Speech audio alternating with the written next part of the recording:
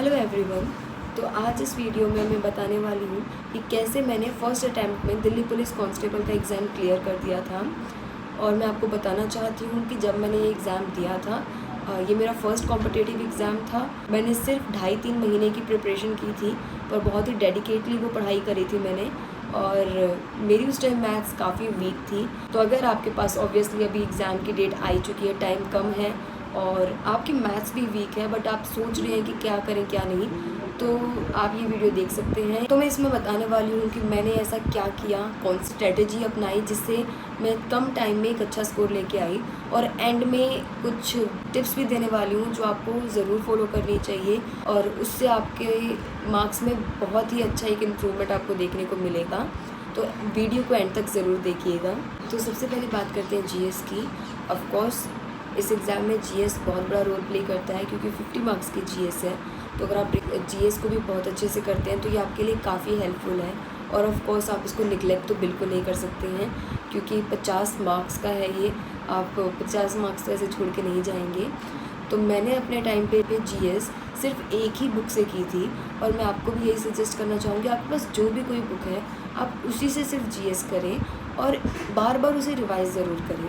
तो मैंने ल्यूसेंट से अपनी पूरी जीएस करी थी। तो अगर आप एक डिटेल वीडियो देखना चाहते हैं कि कैसे ल्यूसेंट को कवर किया जाए या फिर कैसे एक जीएस की बुक को कवर किया जाए, उसके लिए मैंने एक वीडियो बनाई हुई है। डिस्क्रिप्शन बॉक्स में आपको उसका लिंक मिल जाएगा, आप उसे जाके चेक कर सकते हैं। तो मैंने सिर्फ एक ही चीज़ करी, ल्यूसेंट से पढ़ा जीएस को, और बाकी कहीं से मैंने कुछ नहीं देखा। एक ही जगह से सिर्फ पढ़ती गई, और उसे पढ़ने के बाद बार बार रिवाइज़ ज़रूर करना होता है। ये बहुत ही इंपॉर्टेंट चीज़ है।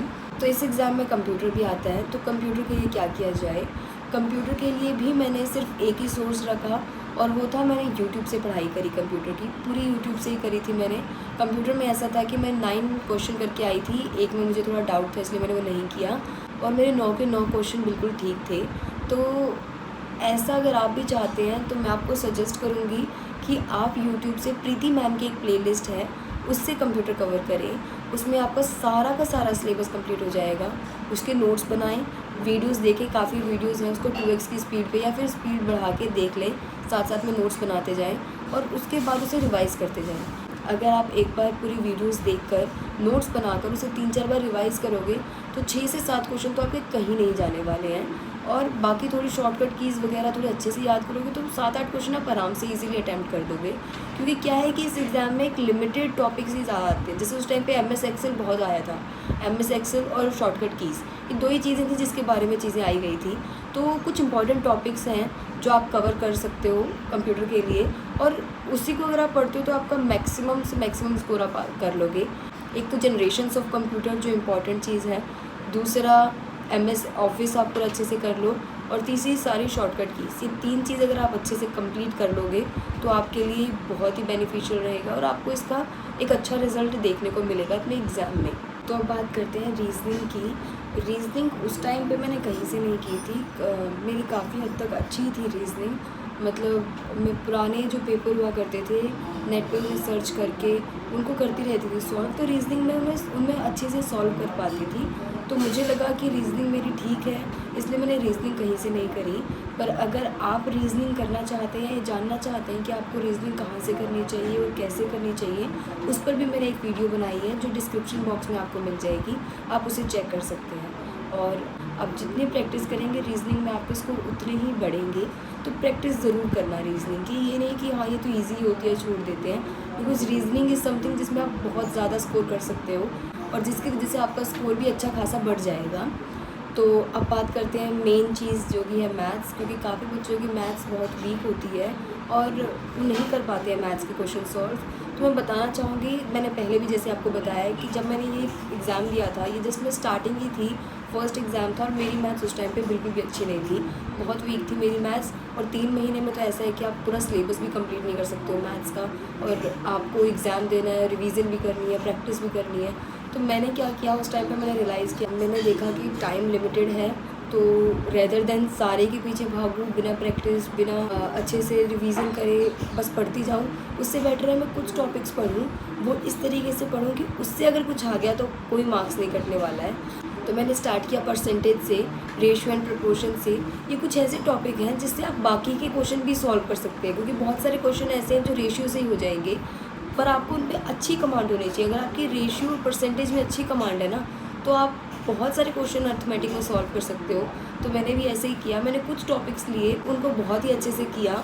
उनमें इतनी अच्छी कमांड हो गई थी मेरी कि उनसे अगर कोई क्वेश्चन आता है या उनसे रिलेटेड कोई चीज़ है जो कंसेप्ट उनका लग रहा हो, तो मेरा कोई मार्क्स नहीं कटने वाला है। हाँ, मेरी मैथ्स उस टाइम इतनी नहीं थी कि मेरे ऐसा बोलूँ मैंने पूरे अटैम्प्ट करे थे। मैंने अटैम्प्ट बहुत लिमिटेड क्वेश्चन किए थे, पर ये चीज़ थी कि मेरी एक्यूरेसी बहुत थी, मतलब मैक्सिमम एक्यूरेसी से मैं करती थी।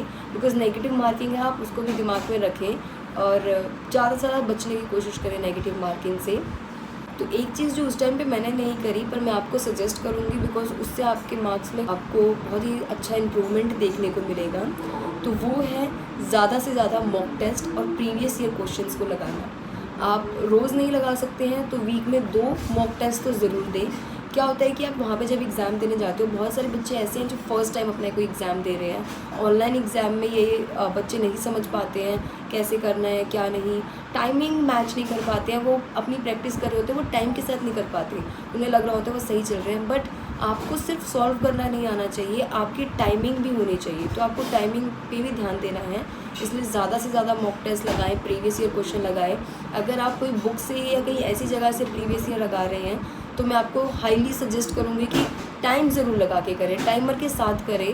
और जैसे ही टाइम हो जाए रुक जाए, ये नहीं कि ये क्वेश्चन रह गया चलो एक तो कर ही लेते हैं, एक तो कर ही लेते हैं।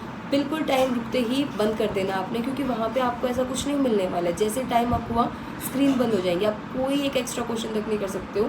तो ये प्रैक्टिस करना काफ़ी ज़रूरी है। तो एट द एंड मैं बोलना चाहूँगी कि एग्ज़ाम आने वाला है, प्रेशर बिल्कुल भी ना लें।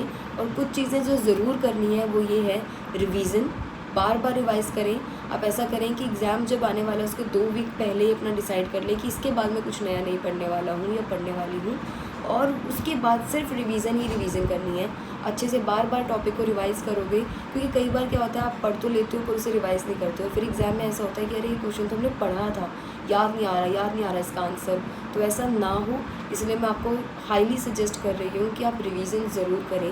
और दूसरी चीज़ मॉक टेस्ट ज़रूर दें, क्योंकि मॉक टेस्ट से आपको अपने स्कोर में बहुत ही ज़्यादा इम्प्रूवमेंट देखने को मिलेगा।